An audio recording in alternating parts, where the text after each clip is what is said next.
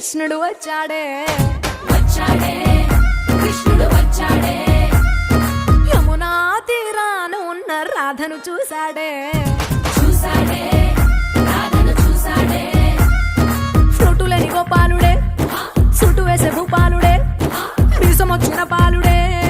మాట వెంట పడిపోవుడే